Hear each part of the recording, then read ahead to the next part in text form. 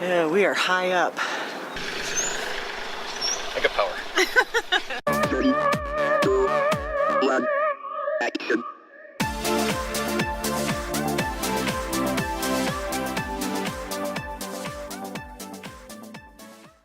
Good morning. Good morning. It is the third week of April. We had a wonderful day at Easter service yesterday at church, one of the local churches. We got to go with some new friends that we met, Ken and Linda. And we are in Washington, North Carolina. The other Washington. We're here at a Thousand Trails park, part of our Thousand Trails package, so we get to stay here at no cost.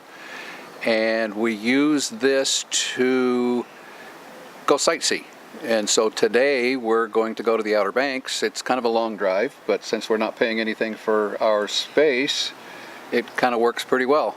So we're going to go to the Outer Banks. We're going to try to see Kill Devil Hill. We're going to see the Orville and Wilbur Wright Monument and the big sand dunes and maybe an aquarium, and I don't know. We'll just see what's out there. Lighthouses. Yeah. Several lighthouses. Yeah. So come along, we'll show you what it's all about.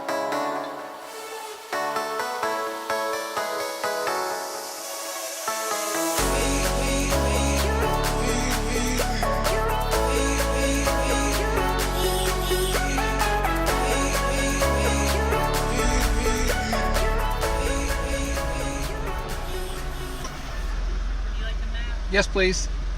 Thank you.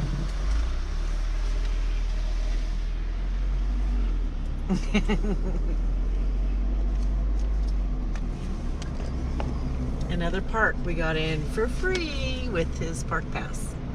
Okay, we made it. Yay! It was a beautiful drive. It was the Wright Brothers Visitor Center. So this is where the first flight took place. They've got markers out there in the field and a monument up where they rotated. So this is kind of exciting. And you got in free. And I got in free with my park pass. Yay! Because it's a memorial. It's a memorial park. So let's go take a look.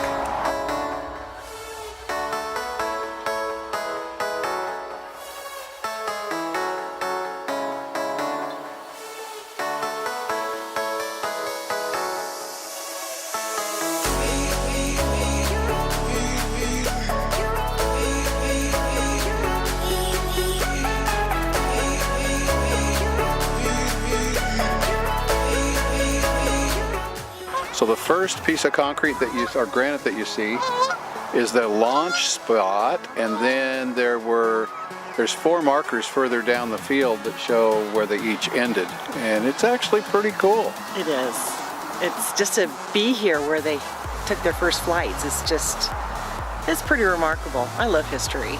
852 foot is the furthest that they flew, and what was it, 12 seconds? No, was it a minute, 12? It was 58 seconds. 58 seconds? Yeah. Anyway, it's pretty neat. They've got markers all the way down the field where they actually launched the airplane, and then each successful airborne trip and who the pilot was and how long it was. So. I think it was the first one was 12 seconds, and then 12, and then 13, and then 58. So this has been a lot of fun. It's a really neat memorial. And now we're going to walk up the hill and see the monument. I don't know, what is that? I don't know, we'll find out when we get up there. Okay.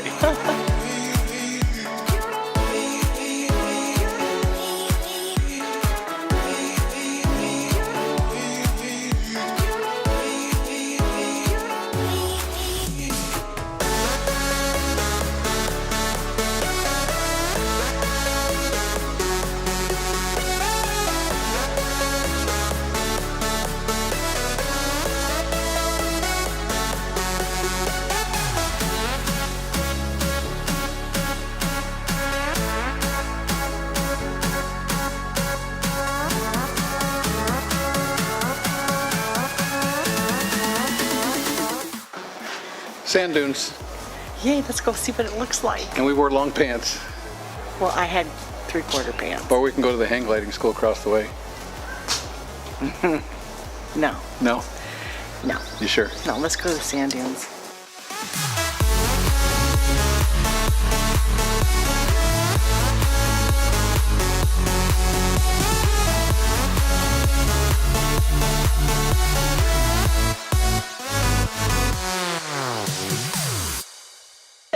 be the first to welcome y'all to Cape Hatteras National Seashore.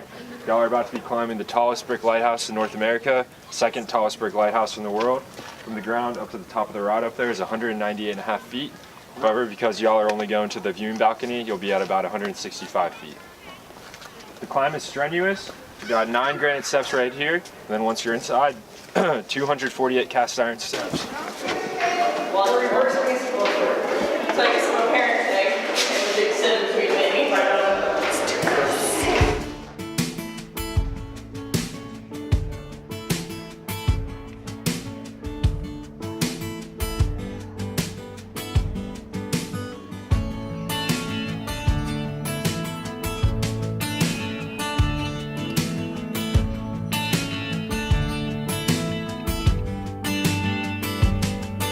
Can you see Overcook from here? No. What do you think, Kel? Is that the water tower down? It was worth it. I'm out of breath, but Yeah, way out there? look at this. Okay. And only on pretty clear days. Pretty So, cool. yeah. Yeah, we've been there, but we came in from the other side. Okay. Yeah, we are high up. So do you want to have like your camera?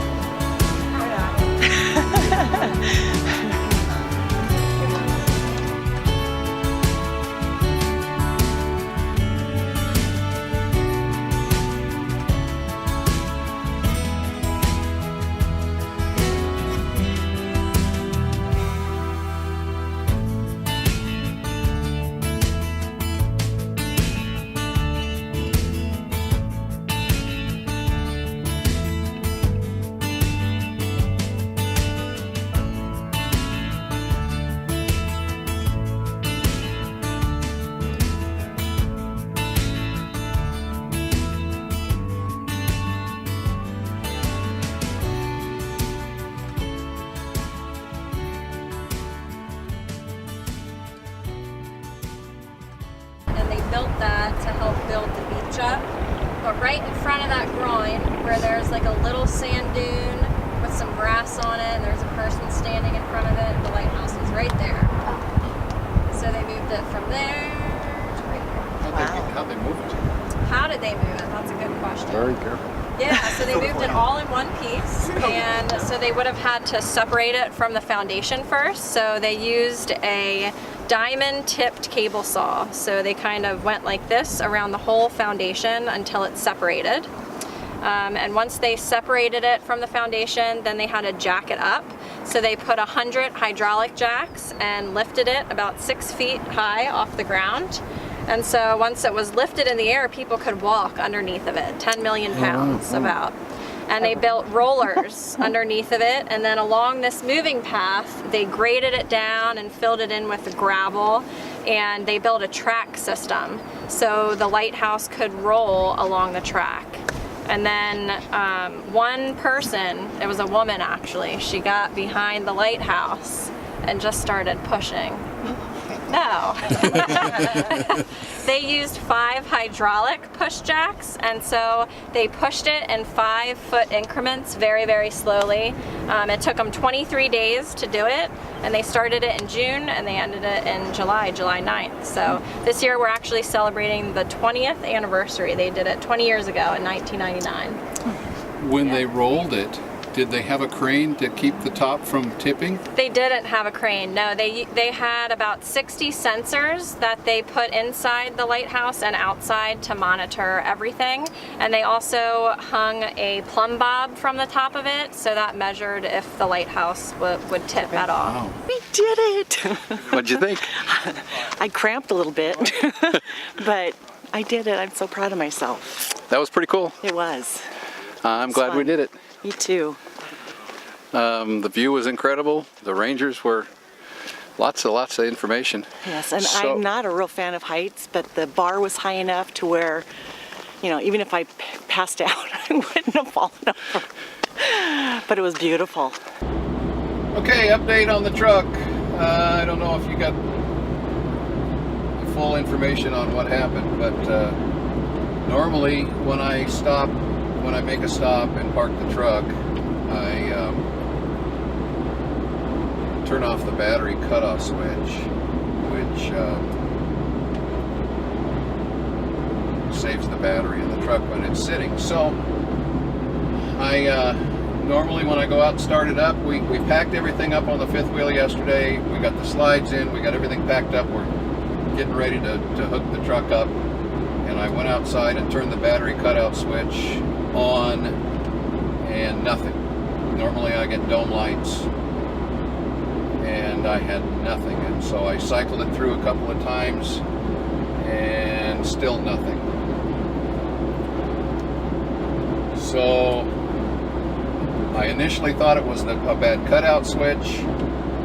I pulled it, and the closest cutout switch that we had was 75 miles away, so I drove in to look at a new cutout switch, and I put my meter on it and the old one, and it metered the same as the old one. So that's telling me that the cutout switch is probably working fine. So rather than to spend 80 bucks on a new cutout switch, I elected to order the computer module board for the truck, which I had been told back in Spokane that they can fail. So I ordered a computer module board, but it didn't come in until they had to overnight it from Atlanta, and so I had to wait overnight for it. So I pulled the old module board and had it ready to go. Got up early this morning and it was 30 miles to the dealer to go pick up the new module board, and so I drove in this morning and actually talked to a tech, and he gave me some good information. You know, it's with electrical, it's kind of hit and miss. There's so much going on with these computers in these trucks, and so he gave me a couple of things to look at, a couple of things to consider. So I'm on my way back now to reinstall the computer module board, and hopefully that's going to take care of our issue. And we'll see what happens. Life on the road.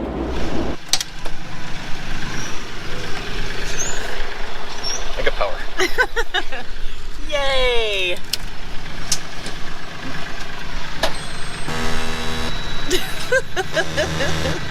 Thank you, Jesus.